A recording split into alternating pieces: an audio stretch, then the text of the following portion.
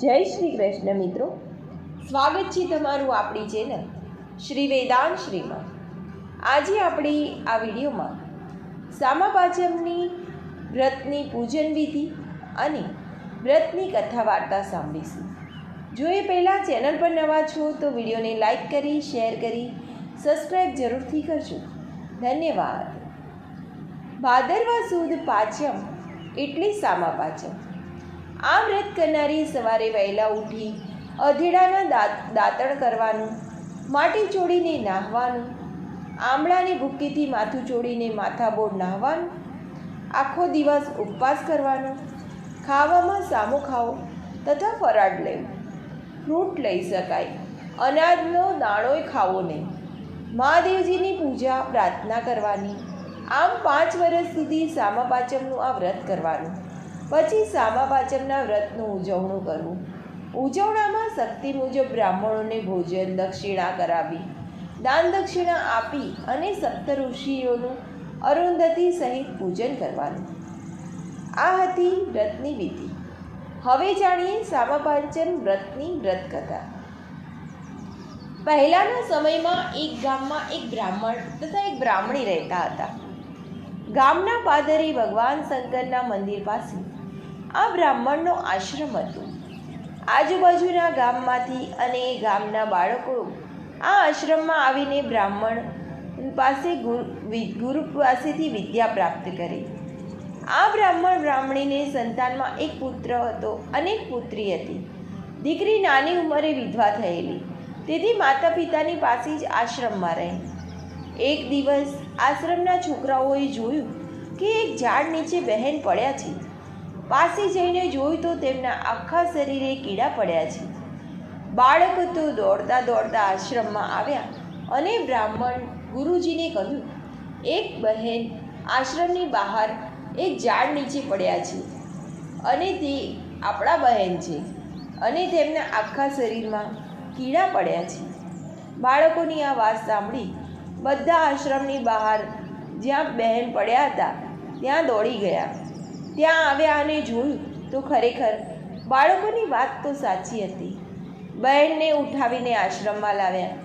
પછી બ્રાહ્મણ ધ્યાનમાં જોયું તો પોતાની પુત્રી પરભવમાં એક વણિકની સ્ત્રી હતી અને સ્ત્રીનો રજસ્વલા ધર્મ પાળતી નહોતી।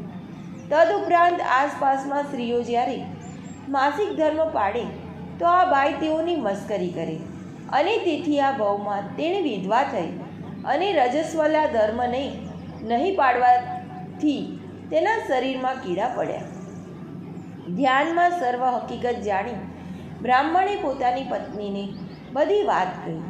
પત્નીએ કહ્યું, ત્યારે તો મારી દીકરી અત્યારે પરભવના કર્મોનું ફળ ભોગવી રહી છે, પણ નાથ, ગમે તેમ હોય પણ આપણી દીકરીનું દુઃખ મારાથી જોઈ નથી શકાતું, માટે તેના એ કર્મોનું નિવારણ કંઈક તો હશે જ ને?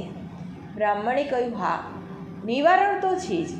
દીકરીએ સામા પાંચમના વ્રતનો પરભવમાં અનાદર કર્યો છે અને એ જ વ્રત આ ભવમાં જો સાચી શ્રદ્ધાથી ભક્તિભાવપૂર્વક જો કરે તો એના કરેલા કર્મોથી થયેલા પાપનું નિવારણ થઈ શકે છે અને તેની કાયા પ્રભુ કૃપાની જેવી હતી તેવી સુંદર વર્ણી થઈ જાય।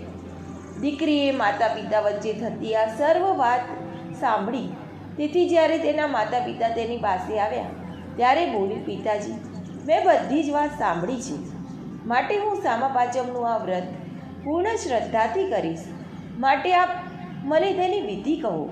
ત્યારે બ્રાહ્મણે કહ્યું, બેટા, ભાદરવા સુદ પાંચમના દિવસે વહેલા ઉઠી અધેડાના દાંતણનું દાંતણ કરવું, પછી શરીરે માટી ચોળી આમળાની ભૂક્કીથી માથું ચોળી માથાબોળ નાહીને સ્વચ્છ કપડાં પહેરવા, પછી ધૂપ કરી અરુંધતી સહિત સપ્ત ઋષિઓનું ધ્યાન ધરવું।